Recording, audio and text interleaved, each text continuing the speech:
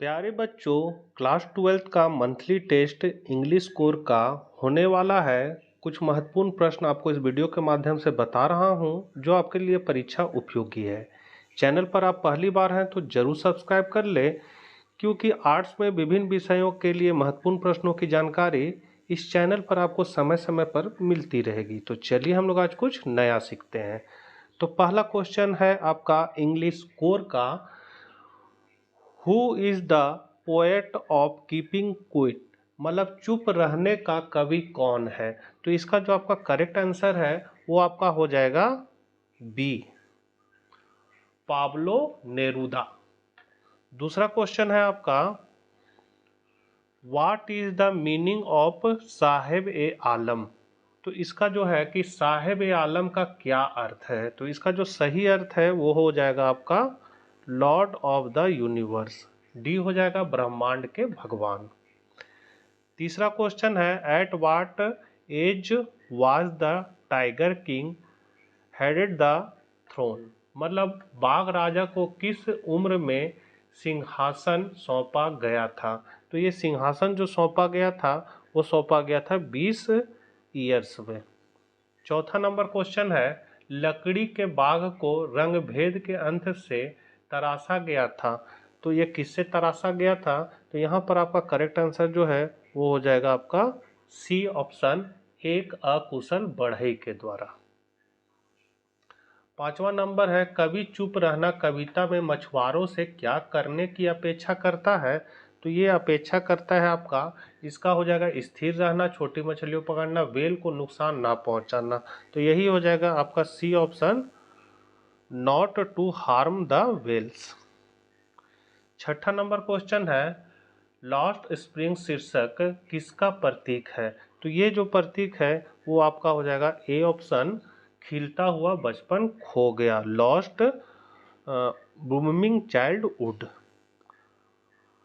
अगला क्वेश्चन है सातवां नंबर, टाइगर किंग को उसका नाम कैसे मिला। तो इसका आपका आंसर यहाँ दिया हुआ आप लोग देख सकते हैं, टाइगर किंग को उसका नाम कैसे मिला। तो ये है कि प्रतिभापुरम के राजा जिलानी जंग जंग बहादुर को टाइगर किंग के रूप में जाना जाता है। उनके जन्म के समय जोशियों ने घोषणा की कि राजकुमार को एक दिन मरना होगा। 10 दिन के राजकुमार ने जोशियों से उसकी मौत का तरीका बताने को कहा। इस चमत्कार पर बुद्धिमान लोग चकित थे। मुख्य जोशी ने कहा कि उनकी मौत का कारण एक बाघ होगा। युवा राजकुमार गुर्राया और भयानक शब्द में बोले, बाघों को सावधान रहने दो। उसने 100 बाघों को मारने का निश्चय किया। इस प्रकार उन्हें टाइगर किंग नाम मिला। आठवां है, कवि हमें चुप क्यों रखना चाहता है। तो इसका आंसर हो जाएगा, कवि चाहता है कि हम इस आशा में चुप रहे कि शांति का क्षण हमारी समस्याओं के उत्तर खोजने में हमारी मदद कर सकता है। नौवां नंबर क्वेश्चन है, चाय की दुकान पर नौकरी करने के बाद साहब के जीवन में क्या बदलाव आए।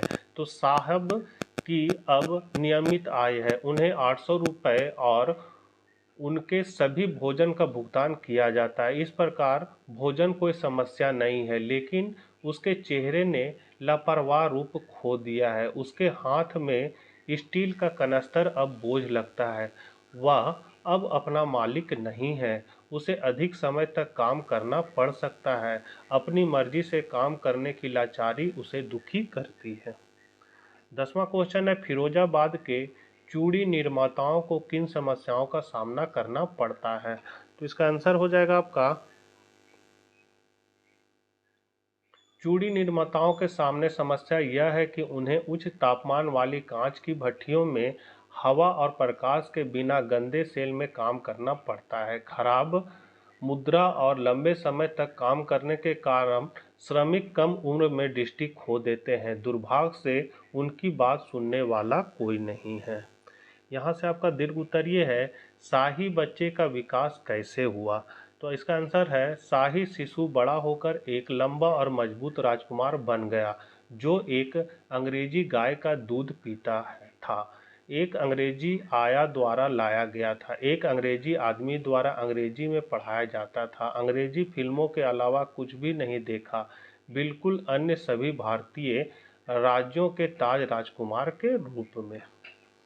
12 नंबर क्वेश्चन है, दहेज प्रथा एक सामाजिक बुराई विषय पर एक लेख लिखिए इसे जिसे स्थानीय समाचार पत्र में प्रकाशित किया जाना है। तो यहाँ हेडिंग में ही दे देना है दहेज प्रथा एक सामाजिक बुराई।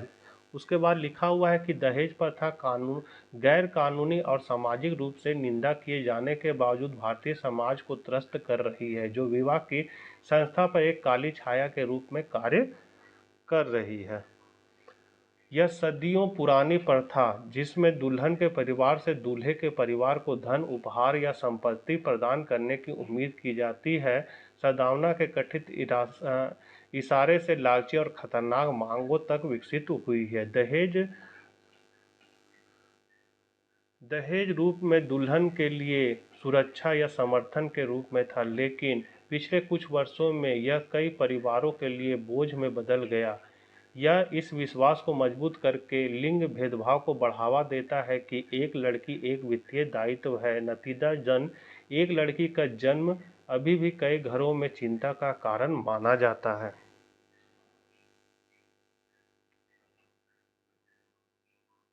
तो इसी तरह आप लोग लिख सकते हैं, ये लिखा हुआ है आप देख सकते हैं।